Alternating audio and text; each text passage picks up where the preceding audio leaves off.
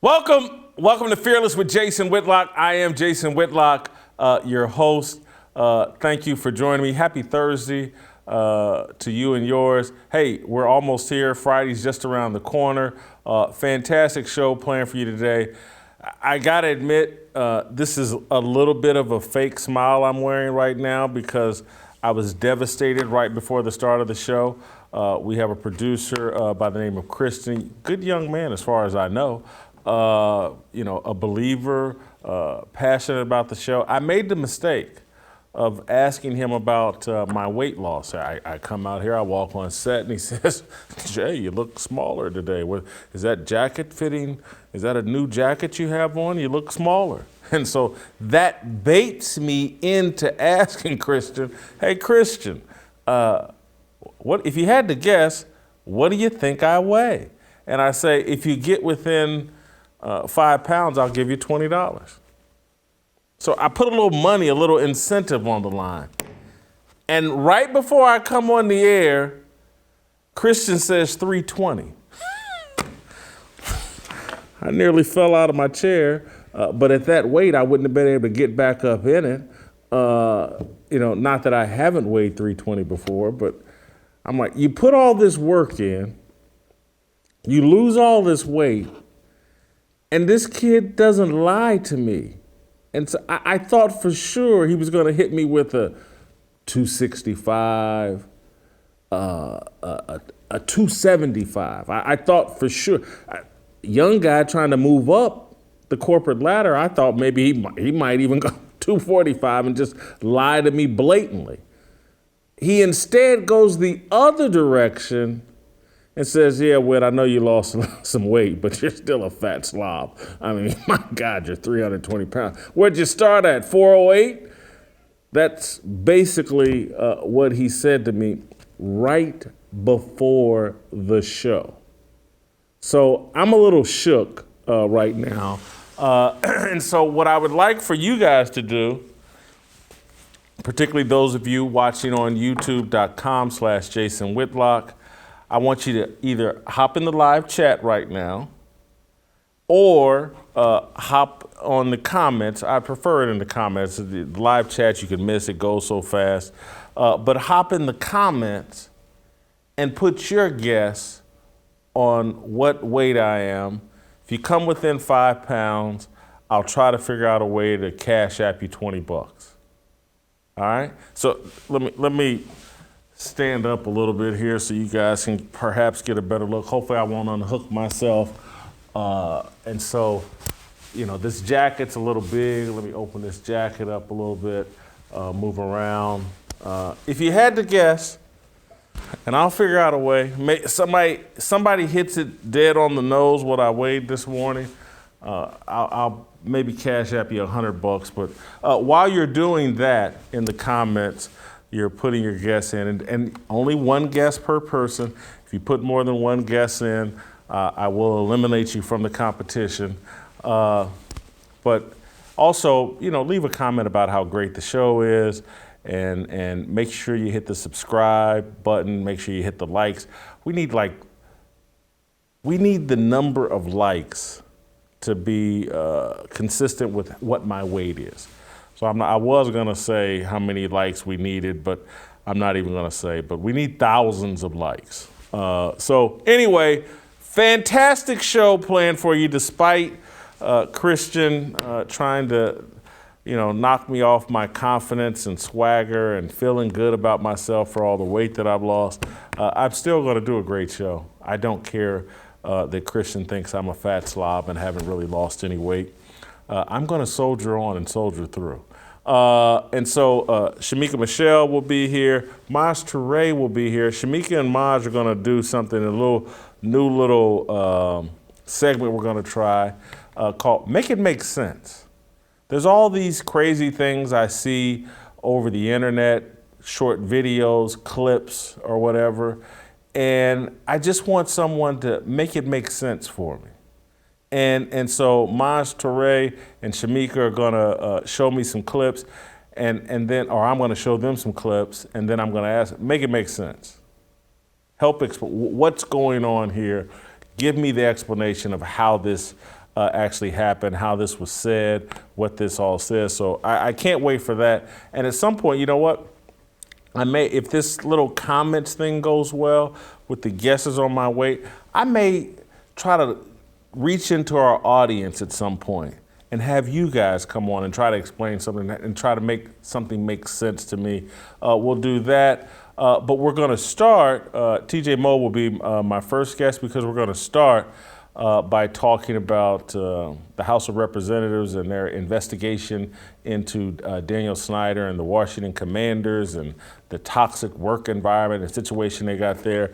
I've got a bigger point. I want to broaden out the whole Daniel Snyder discussion, and so I'm going to do it by first starting this fire, and then I'm going to bring TJ Moe in to fan the flame. So, all right, let's get right to it.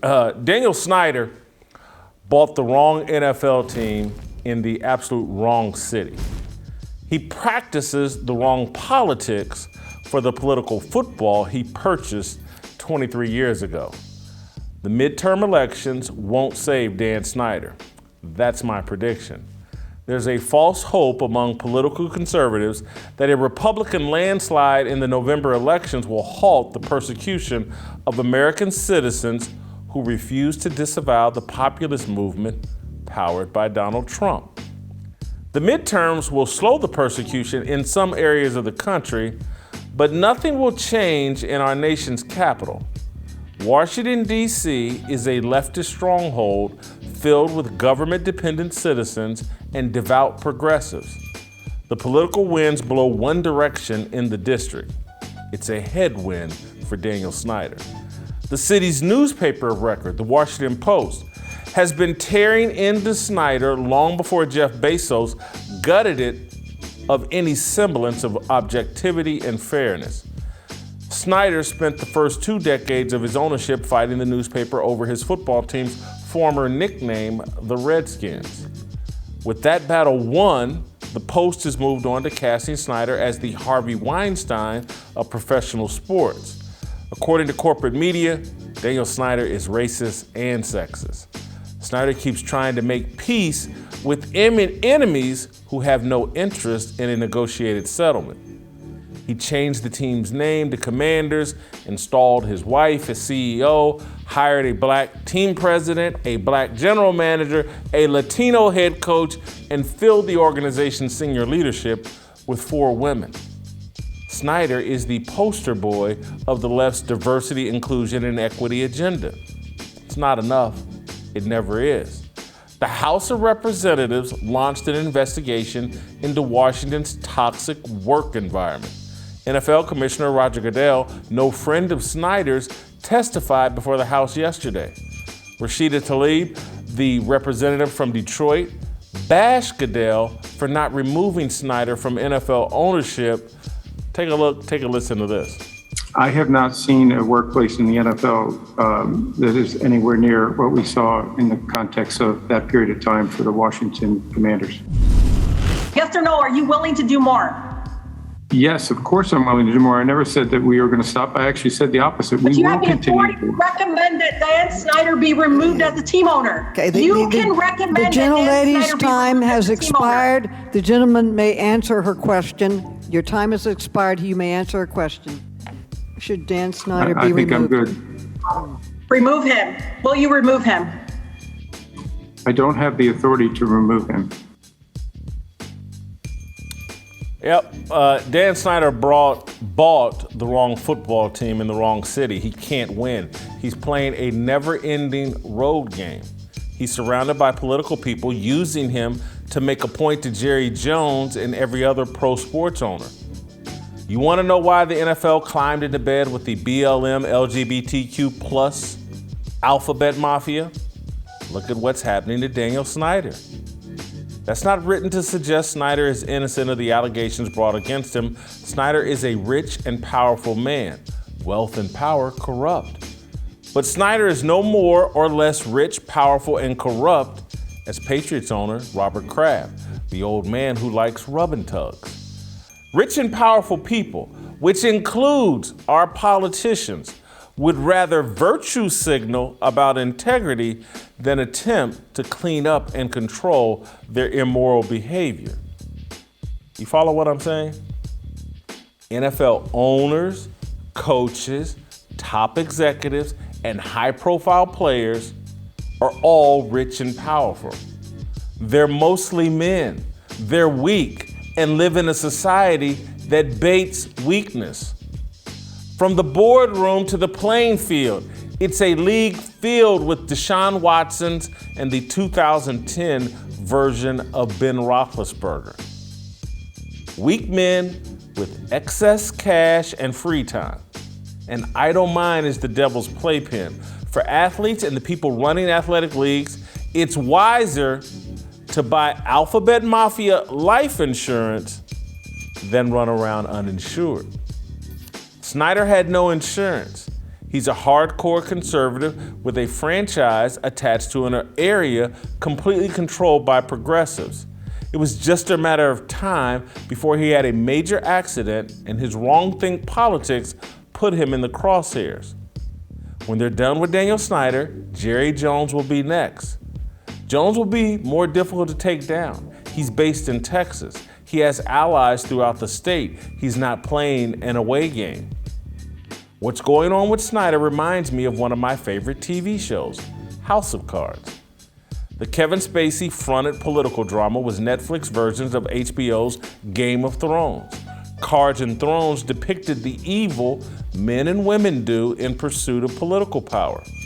Thrones camouflaged its intent, weaving its narrative in fantasy with fire-breathing dragons, ice creatures, and a fictional world. Cards was more direct and relatable. Spacey's character, Frank Underwood, was a South Carolina senator willing to do anything to acquire the presidency. In season 1, Underwood murdered his mistress, a female reporter with too much ambition and too little street smarts. Public allegations of Spacey's predatory sexual nature ruined the final season and legacy of House of Cards. Netflix wrote Frank Underwood out of the script, and now it's sort of taboo to discuss the greatness of Cards. The show isn't treated like The Cosby Show. You can still watch Cards on Netflix, and I might rewatch it again this week. Frank Underwood would be impressed with the way Democrat and Republican politicians are using Daniel Snyder to distract from true evil and corruption. Prosecutors are seeking a 30 to 55-year prison sentence for Ghislaine Maxwell, the sex trafficker who set up rich and powerful men with underage girls. Politicians and corporate media have no interest in seeing or disclosing her client list. This is information that could show the public which of our politicians are compromised, susceptible to blackmail, and secret supporters of legalizing pedophilia. Maxwell's client list could reveal the power source of the BLM-LGBTQ+ alphabet mafia. Meanwhile, our politicians are pressuring the NFL to remove Daniel Snyder as an owner. It's just another meaningless virtue signal. That's my fire. I want to tie it all together just one more time what I'm saying. Why they're virtue signaling and why Black Lives Matter and this whole LGBTQ movement, the alphabet mafia, BLM, LGBTQ, the whole alphabet mafia, it sells rich and powerful men who have excess cash and excess free time and who are prone to immoral sexual behavior, particularly those that choose not to fight it. It sells them insurance. Join our team. Join and support the alphabet mafia. Join the progressive left. And we will immunize you from the consequences of your immoral behavior. That's what's going on. Daniel Snyder has refused to buy that insurance. He stayed a hardcore conservative. He doesn't hide it. They hate it. He's there. His team is based in the Washington, D.C. area. It carries the name of the nation's capital. He's being flogged and beaten up. And again, what I'm telling you is like, And I'm not trying to demonize Robert Kraft. But again, that rub and tug that they busted Robert Kraft getting is an indicator like, well, Robert Kraft, he's got something in common with Deshaun Watson. He thinks with the wrong head, just like Deshaun Watson, and like a lot of men, like I used to do, and still occasionally do. But I'm in a fight to try to control my immoral behavior. That's why I wear my Christianity on my sleeve. What the society, what culture has offered is, hey, you don't have to try to fight or control your immoral lust, your sexual misconduct. We have this insurance policy. Join the left, join the progressive movement, support Black Lives Matter, support the LGBTQ, and you can do as much immoral sexual stuff as you want. We won't care. Someone could have a client list of some of the most powerful people in America. They could have the client list of the men and women who wanted underage girls for sexual conquest. Someone could have that client list, and our insurance is so strong that they won't even seek to see it or expose it because they're on the right team. And so Ghislaine Maxwell, she's going to prison. They're not going to ask her, well, who were your clients? Who did you set up these underage girls with? Let's talk about that. No interest. Daniel Snyder, oh, did you flirt with a woman in the workplace? We'll bring you in front of Congress. We'll bring you to the House and ask you a bunch of questions. If you refuse, they're now talking about subpoenaing him. We'll bring your commissioner in. We'll launch an entire investigation on the work environment of the Washington Redskins, now the Washington Commanders. The NFL has done one, and now Congress has done one on a football team about flirtations. And yeah, I'm not trying to defend Daniel Snyder. Maybe he's as bad as the media wants you to believe. There's he put his hand on a woman's thigh and you know, it had to be removed. And I'm not saying any of that's good. You can't find those allegations on me in a work environment. I make it a point. You're not getting that dirt on me. I'm not defending it. But I am asking the question, there's information about powerful people being set up by Jeffrey Epstein and Ghislaine Maxwell with underage, with children. And our politicians have no interest in exposing that. None. Our media, no interest in exposing that. This is all a game. This is a virtue signal politicians are doing. This whole Daniel Snyder investigation, and we're cleaning up the Redskins football team. Now, these politicians and powerful people that were soliciting underage girls, which makes them very vulnerable to blackmail, and it's why there are puppet strings on them, because people have incredible dirt on them, and that's why they can't act on behalf of the American people, because of the puppet strings placed on their backs by their sexual immorality. We have no interest in that.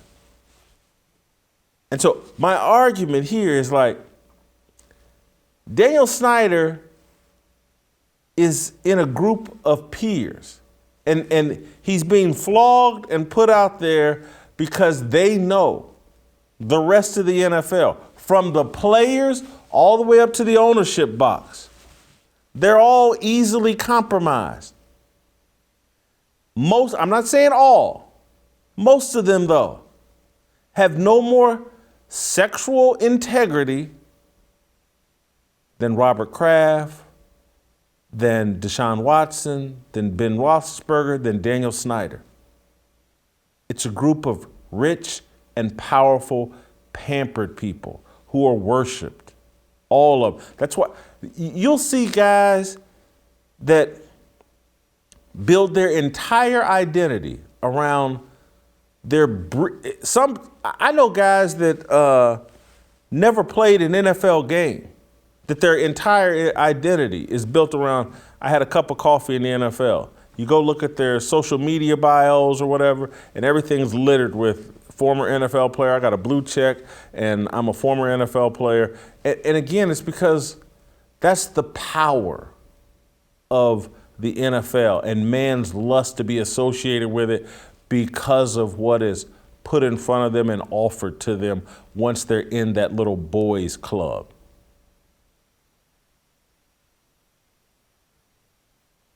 So, and I'm just the people that are manipulating American society, American culture, they know that all these men are compromised. And those men all know they're compromised. And that's why they've bought the Alphabet Mafia insurance. Because you buy that insurance, you get exposed, no one cares, everyone looks the other way. Not a big deal. He's on the right team. Over here on this team, sexual impropriety, it's okay, it's legalized. Because you're a good guy, you're a leftist, you're a globalist. All right, that's my fire. TJ Moe, former SEC football player, played college football with many, played with and against many NFL players, tryouts with the Rams and the New England Patriots. TJ, am I wrong for suggesting that Daniel Snyder, among NFL people from the very top, from ownership all the way down to the players, the assistant coaches, I don't find his behavior outside the norm. I find his allegiance or his unwillingness to hop on board with the Alphabet Mafia and the progressive left. That's what makes him unique, and that's what makes him a target. I think that's probably true. I do think it depends on what we mean by saying everybody's compromised, because I think what a lot of people would acknowledge is that you're compromised the second you sin, right? And so, because that's what that was our argument yesterday with Herschel Walker, right? He did something against what everyone thinks it should be, and we all agree he should stay in the House. But the left has decided that disqualifies you from being a person they can't attack, right? It's like there are very few people that have lived in America today that could not be attacked by the woke left. I've lived a pretty good life. They can certainly dig things up on me. I have no doubt. So we're all compromised. And, I've been in locker rooms. I was trying to think we had 127 guys, including walk-ons, all 4 years at Missouri. And so, classes in and classes out, there's probably 200 people, maybe 7, 8 committed Christians that I would know about. Maybe there's more behind the scenes, but it's like the guys wearing it on their sleeves, 7 or 8 guys. And my view is that if you are not actively seeking after God, you are so screwed, because we have a sinful nature. You're going to fall into this behavior, and the left and the woke left is going to hold it against you forever. And while you may be a Christian to your family and some of your friends, and you're falling by the wayside in these other areas, then you'll do whatever it takes to protect what you have, right? And so if that is buying this insurance that you're talking about, sure.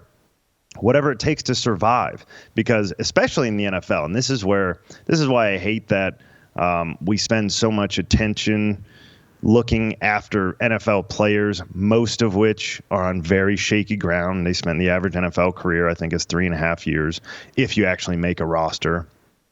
These guys will do whatever it takes to stay on the roster because that's the highest paying job they'll ever have. You know, the absolute minimum you're making in the NFL for a rookie is $500-something thousand. It's probably higher than that now. So it's like these guys, it'll take them 7, 10, 15 years, depending on the job they get, to make that total, you know, that they're going to make just by rolling it out there and playing it, stick on the roster. And so these guys are doing whatever it takes. And especially if you're lower on the roster, right? Maybe there's 10, 12 guys on each roster that actually matter.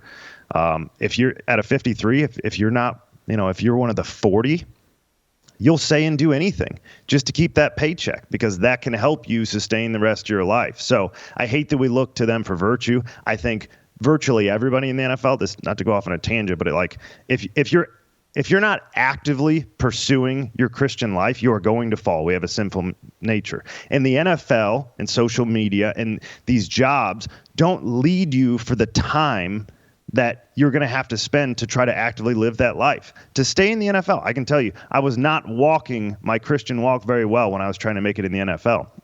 Because as a guy with very minimal talent, I spent every waking second trying to figure out how I could be just good enough to make this roster.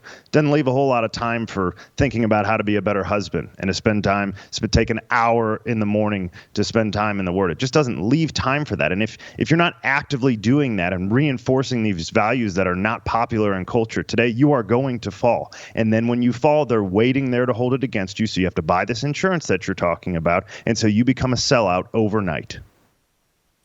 TJ, I know it was different for you than perhaps me, but part of the selling of sports throughout American culture has been, and you can go all the way back to Broadway Joe Namath, but even before that, the beginning of sports, part of the reason to be, or it was sold to you, part of the reason for a guy to be a great athlete, you get the girl. Girls are attracted to you. We celebrated promiscuity in athletics and that, you know, athletes, you know, they get the cheerleaders and any girl they want in school and blah, blah. And so anybody with just a layman's understanding of the culture of sports and how attached it is to sex, all the way down to the uniforms in terms of, I think there's a reason why a lot of the outfits, particularly for female athletes, volleyball players and other, to me, they're selling sex appeal.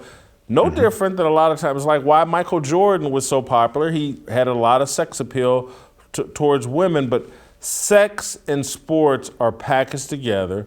We're in this Me Too environment of the media using sexual impropriety to bring down men.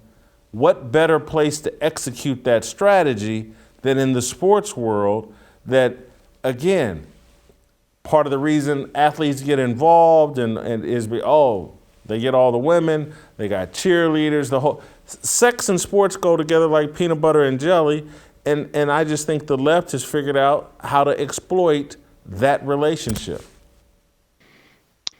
I'm a little outside of my area of expertise here, just to be honest with you. And so you can speak to that better than I can. What I will tell you is that you sent me a sermon from Mike Todd, this is a couple months ago, where he talked about the spirit of mammon. And I think the NFL leads to that to some degree, right? He says the spirit of mammon is the belief that you don't need God if you have riches. And riches can buy you the sex that you want. And riches can buy you the house that you want. And the security, right? It can buy you the best doctors if you get cancer. It's like you feel invincible. So while I can't speak to, you know, the position so much that just maybe I wasn't in the NFL long enough. I certainly wasn't in the NFL long enough. But even when I was in college, I didn't have tons of girls that I was paying attention to throwing themselves at me. Wasn't my lane, and so I sort of had my friend group and whatever. I do know guys struggle with that, and so but for me, the riches and the idea of needing security and being able to buy the girls, right? It's like there's a lot of really ugly rich guys that get girls that are way out of their league. So I think riches come with that as well to get you what you want. So it all plays together. And what you do is the NFL is full of really high potential so far as earnings and what they get from women and what they get for respect from other people around society. It's full of those people that are on incredibly shaky ground who might lose their job tomorrow. And that's a really weird position to be in. It's the most sought after people in America. And every young kid is dying to be in the NFL. And yet they're the most insecure because they might lose their job tomorrow and have to go be an accountant. So those are people that are really easy to take advantage of. I want to make one final point on this before we transition to something else, but this is really no different than what I've been saying about the left and this insurance policy. This is just another part. You got car insurance, you got homeowners insurance, you got insurance for your motorcycle, but there's all different kinds of insurance. And again, like the left is insurance against sin. The alphabet mafia. And so it's no different than when I've argued that the reason to join the left is, you can't call me racist. I'm a Democrat. I'm a liberal. And so if you suffer the sin of racial bias, the easiest way to hide it and to ensure yourself of never being called out on, I can't think of the name of the Virginia governor or politician. Ralph Nordstrom? Wasn't he called in the blackface KKK outfit or whatever? But he had the left-wing insurance, and so no repercussions from that. His racism, it's been immunized, he's taken the vaccine, which is hopping on board with the Democratic Party. And that's what I'm arguing that the left offers people. Whatever your sin is, being a leftist covers it.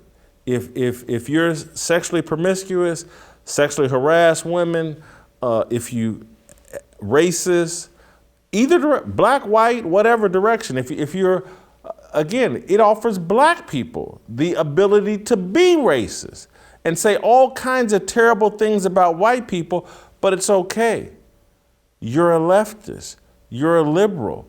And so it's all okay. And I think, I disagree with it, but I gotta it's a brilliant strategy because people are buying this insurance and bending to the will of the left so they can be protected from their sin. It's a license to wreck your life and wreck culture and do whatever you want with no condemnation at all. And that is one of our struggles as Christians, right? Because we can be seen as people who hand out condemnation, and people don't want to be around that. It's not that fun. But if done properly and mixed with the grace of Jesus, then you're telling people, hey, here's what God would have you do, and it's going to provide such a more fulfilling life than the one given to you when you think you can roll out your own values and create your own world. So I do think part of that's a shortcoming of Christians, and the left has just said, you are God. Do whatever you want. That'll be the most fulfilling thing. We'll never judge you for any of that. You do need to buy into our values, and then we will have your back on virtually anything you could do the rest of your life. So I agree. It's a good plan. It will collapse, right? This is what I keep saying about Christianity. The Christian values are undefeated, right? God is not going anywhere. He created the world. So long as we stand here with our Christian values, they will still be, even though we're not executing them perfectly. When we stand here and say, I'm not doing that, my family's going to be a lot better because of that, right? As for me and my house, we will serve the Lord. The families who aren't doing that, their families are going to crumble. And we're going to be standing here trying to help them out of it. And it's going to continue, right? You go down into this cultural rot and you think that you're your own God and you can do whatever you want. And you think you join the left and they're going to protect you. Protect you from what, right? Your own idea of what's right and wrong. They're just going to reinforce that it's okay for you to sin. And then who's going to be there to pick up the pieces when ultimately your sin leads to destruction? Because that's what's coming. And so I don't think of myself as handing out condemnation. I think of myself as trying to hand out, hey, here's a success plan. Here are the right things that I did. I'm going to tell you the wrong things I did and what the consequences of those. but here are the right things I did that helped push me along the way and make me successful. And I will point out, well, that guy's not giving you good advice. Those are actually things that won't take you down the proper course and path. But I want to switch up and talk about your favorite topic, Tom Brady. Bart Scott has come out with a statement that defensive players feared Peyton Manning far more than Tom Brady. Let's play the clip. For me, like, I'd much rather go against Tom Brady every day of the week than to go against Peyton Manning. That's how you feel. That's how I believe that's how everybody feels. Interesting. I like that. In the heyday, you never ever have I said. Let's also point out, I'm so afraid of Tom Brady. I'm going to agree. With him. I think players. I've heard this from many players, and I believe this. I believe players feared Peyton Manning. I believe defensive coordinators feared Tom Brady and the New England Patriots. Peyton Manning's choice to basically be his own offensive coordinator and exercise so much control over his offensive unit, defensive coordinators love that. The opposing head coaches love that. That guy's out there on the football field running around trying to outthink me, a guy that's either in the press box or standing on the sidelines, taking no hits, not running around. I can outthink Peyton Manning. Tom Brady bowed to Bill Belichick, whoever his offensive coordinator was, and just did his job. I think opposing coaches feared Tom Brady. I think opposing players feared Peyton Manning more than they did Tom Brady. Interesting take. I can see that. I will tell you that what Peyton did, he was a football genius. Nobody would argue that. You could watch a single one of his games and see that he was a football genius. He would come up to the line with 15 seconds left in the play clock. He'd change the entire formation. He'd finally get everybody set up. He'd call out 15 audibles, 3 different Omahas. Then he'd snap the ball with a half second left, and he'd run for a 3-yard gain. And you'd say, what was the point of that? And he'd be able to tell you, I just got us out of a 7-yard loss. Okay, we had the worst play for the worst defense. I saw it all come, and there was a 3-yard gain. That's a win for us.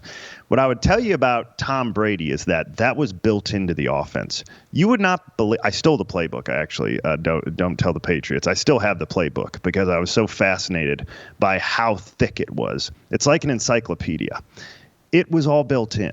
So if you've ever seen it, this is probably true. I haven't paid close enough attention in Tampa Bay.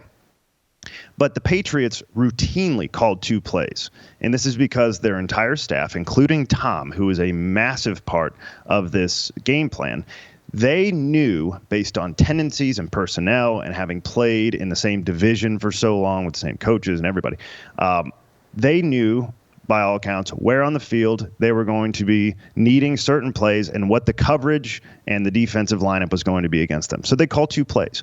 And when you see Tom Brady come up to the line and he'd touch his helmet on both sides, he'd say, alert, alert. They just changed to the play for what was the secondary coverage.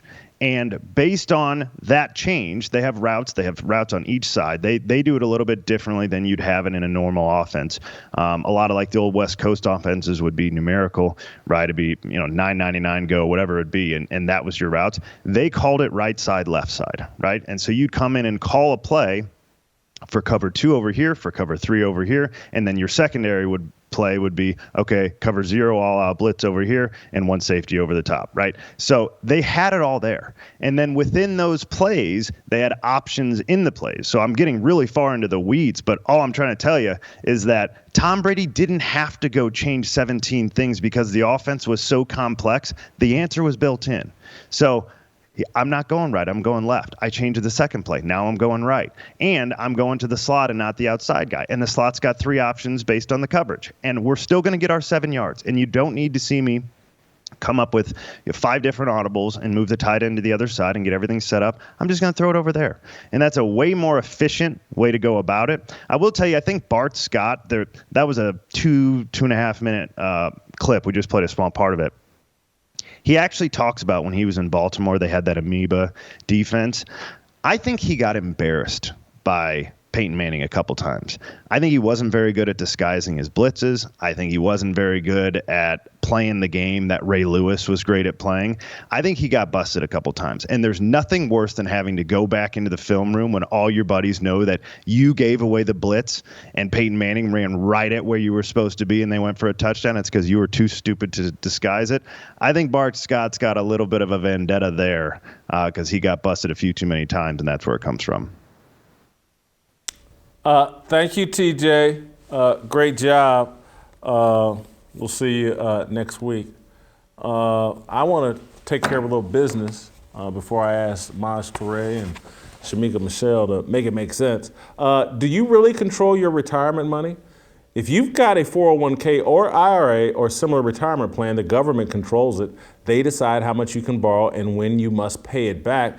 You will also owe taxes and penalties for taking money out too soon, even though it's your money.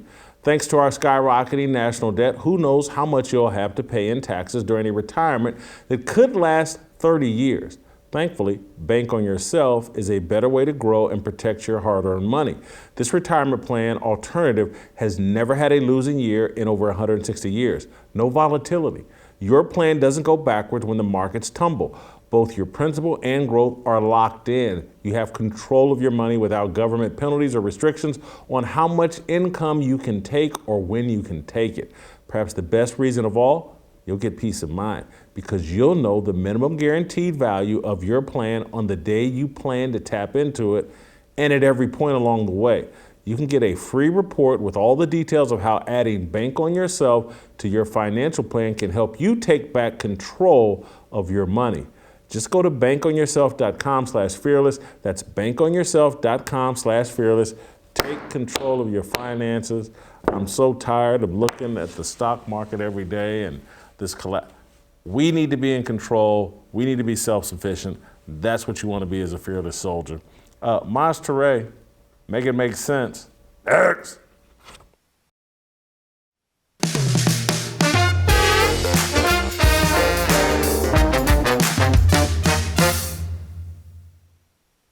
I kind of like this new concept. Also, like those are old photos of me, and I can see, Christian, that's what I look like when I'm over 300 pounds.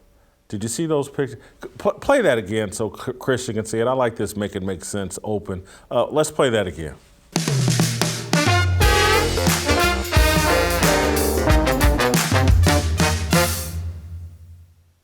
Christian, come around here on the camera side.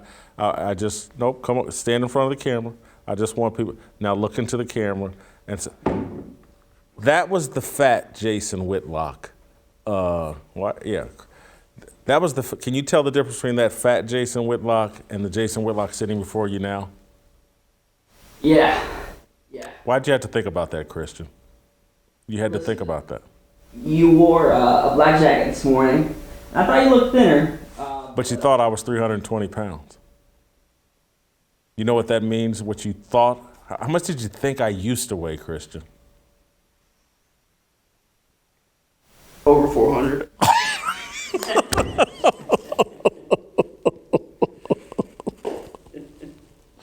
Oh, ask stupid questions, win stupid prizes. I just won one. Wow. Don't ask young people a question. They'll tell you the truth. Anyway, without further ado, I want to bring Maj Toure into this discussion because there's some guy, I think Roosevelt Rapley, he was shot while committing armed robbery, and his brother and sister, his siblings, gave a interview to a local television network. Now keep it, their brother went and robbed, I believe, a Dollar General store with a gun, and he ended up getting shot. Listen to how his siblings reacted. Matters in your own hand and bring a gun to work for safety, period. These siblings are furious. Their brother, who police say was an armed robber, was gunned down by a store clerk. The pair acknowledges that he was wrong for Roosevelt Rapley to try and rob the Dollar General on North Gettysburg Avenue, but they say the clerk shouldn't have had a gun at work. Rochelle and Juwan Rapley say their younger brother, Roosevelt Rapley, was the second of 10 siblings killed by gunfire. I still don't believe it. Like, at the end of the day, I don't believe my brother is dead. It ain't kicked in yet. And they're furious about how it happened. At the end of the day, that's not right. Police say a Dollar General clerk shot and killed 23-year-old Roosevelt, who showed a gun and demanded cash Wednesday. Witnesses indicated that the weapon was brandished and pointed at employees. The siblings recognize their brother's wrongdoing. He got some responsibility, but not all. But they say that still doesn't warrant the clerk's actions. Right and wrong is wrong. That was wrong for that clerk to shoot my brother in the chest. Yes, he's robbing y'all. Oh, well. Call the police. That's what y'all supposed to do. Y'all not supposed to take matters in your own hands. If that's the case, I'll take matters in my own hands. I don't know if I could get anybody better than Maj Toure to make that make sense. Maj, please, the floor is yours. Take as much time as you need. Make it make sense. I can't. Yo, so first, I gotta say, I'm not laughing because the young brother got, gunned down. I'm not, I know his family loves him and all of that. I'm somewhat laughing at this erroneous take that somehow a person that's getting a firearm pointed at them because they're at work, they don't have the means to defend themselves. That's completely absurd. What I can say from her perspective, if she lives, I'm willing to bet that that's a Democrat city. I'd bet that if I had to. From her perspective, in those cities, you don't have the means to defend yourself. You're not supposed to take the human right to defense and defend your life from bad guys. You're supposed to stand there, get robbed, just accept it, have a story to tell, and move on. So from her perspective, under that foolish logic and system that's there, I can understand why she says it that way. But I mean, there's a lot of missing logic there, even down to the other sibling, the brother, saying it hasn't hit me yet that my brother's dead. Yeah, he's dead, bro. Like, he tried to rob a location. The guy had a firearm. You put his life in imminent danger, and he shot your brother center mass. I guess that makes sense in some sense of I can't process information. And that's consistent with the sister's inability to process information. So those are the areas that make sense. They have an inability to process logic and information. They live in a city more than likely, and I'm rolling the dice, but I'd bet they live in a city that frowns upon people having the means to defend themselves and from imminent death. And so because of that, they have landed on the space that it's wrong for their brother to have been shot simply because he's at work. So, yeah, that's how it absolutely makes sense. I'm going to have to marinate on that. Maj, I appreciate you coming on and trying to make it make sense. Let me just add one other little question.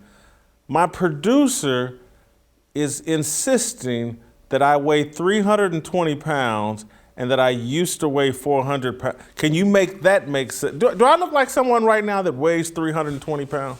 Listen, Christian, whatever gummies that you ate on the way to work today, we got to save those for after work, my brother. Our brother Jason looks great. He's slimming down. That picture alone shows you a clear-cut difference. Christian's reaction time is a little slow right now because the gummy bears, those special gummy bears, got him feeling a little crazy right now. How about just kissing your boss's rear end and just lying? How about just lying? Resort to that. But these young people, they only know the truth. Thank you, Maj. Appreciate it. Get your Fearless Army swag at shopblazemedia.com/fearless. Also, in the comments right now, can you make that video make sense? Give me your best explanation, particularly if you're on youtube.com/Jason Whitlock, give me your best explanation of what that brother and sister were trying to say. Make it make sense for me, please.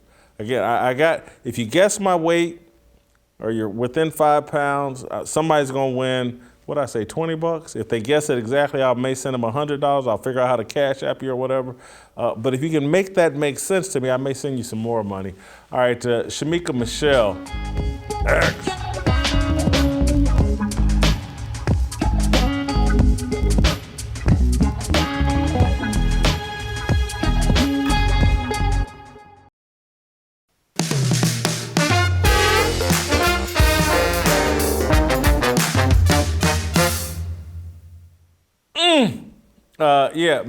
Look how good I look. We need to keep playing that thing over and over again because it's such a contrast. Look how good I look now. Everybody but Christian can see it. Shemeka Michelle, Jussie Smollett, or Smollett or whatever, I don't know his name. He did an interview with someone where basically, anyway, he tried to say that if he faked this hate race hoax crime, then he's a POS, piece of doo-doo. Let's watch the clip, and then I need you to make it make sense for me.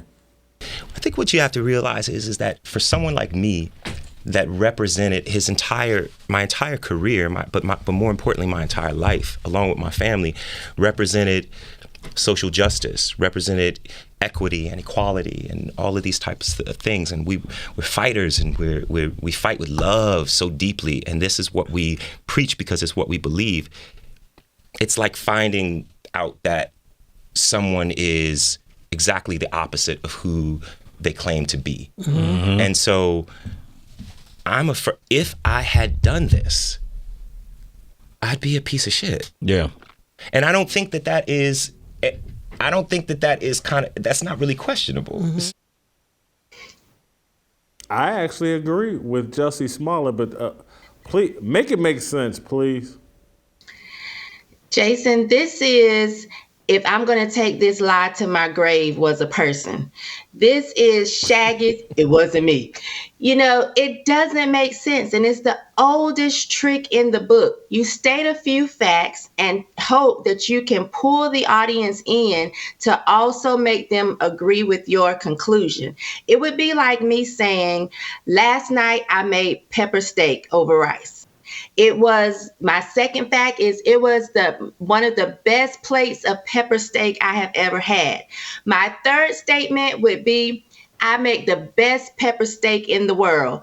That's not necessarily true. I stated two facts. I made pepper steak last night. It was some of the best pepper steak I've ever had. It doesn't mean that it's the best pepper steak in the world. Jussie Smollett said a lot of good things in that interview, some things that I agreed with. He talked about how when he was locked up for 6 days, he fasted and he got clarity. Like, yeah, that's what happens when you fast. That's the intention, so you can get clarity and feel closer to God. And he was like, oh, you know, that's what we do. That's what my family, that's what we do. A lot of people fast, Jussie. It's not really, you know, something that's great that only your family does. He stated how the prison system wasn't really for rehabilitation. A lot of us feel that way. He stated some facts, but it doesn't mean that he's innocent.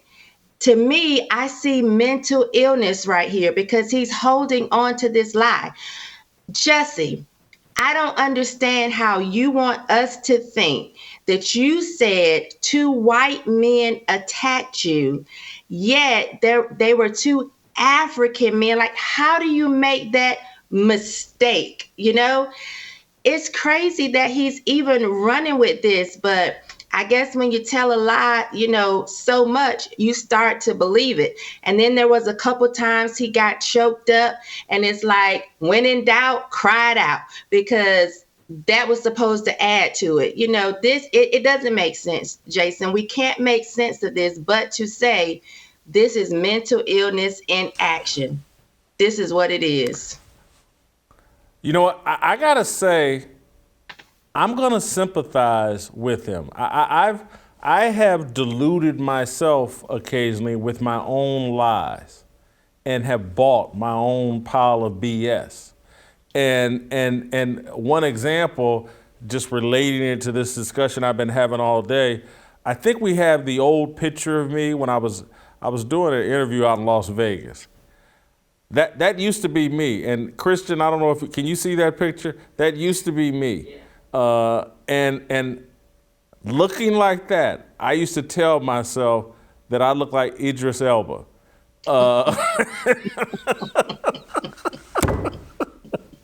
And look, if I looked like that, I would be more accepting of you saying that I look like 320 pounds right now.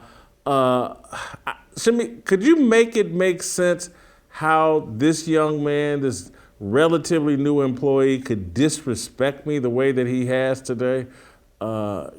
Make that make sense for me, and then we're gonna get out of this show.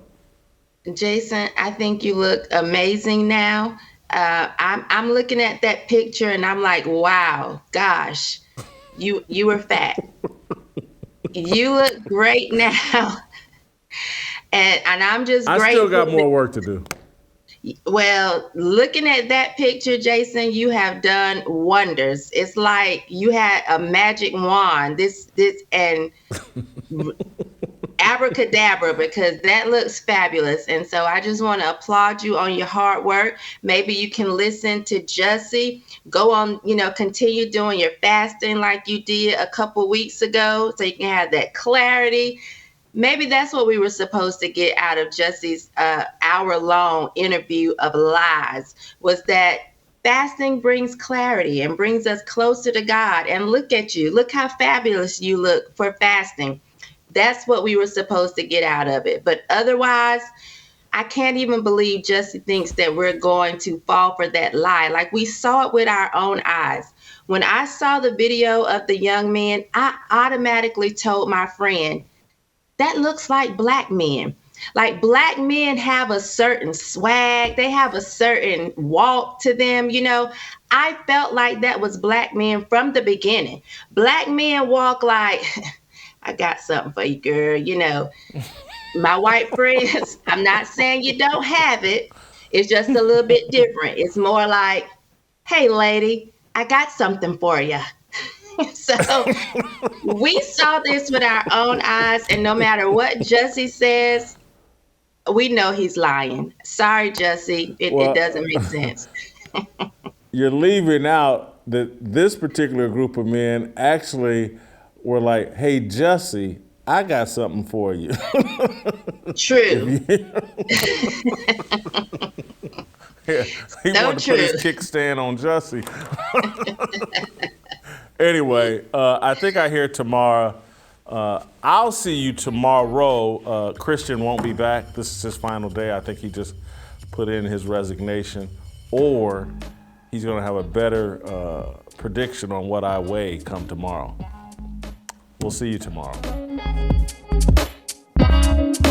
Waiting for the countdown, coming off the breakdown, standing in line for freedom. Looking for a breakout, feeling like a standoff, nothing in life like freedom. Came like a fighter, striking like a ladder, making all these moves for freedom. I want freedom.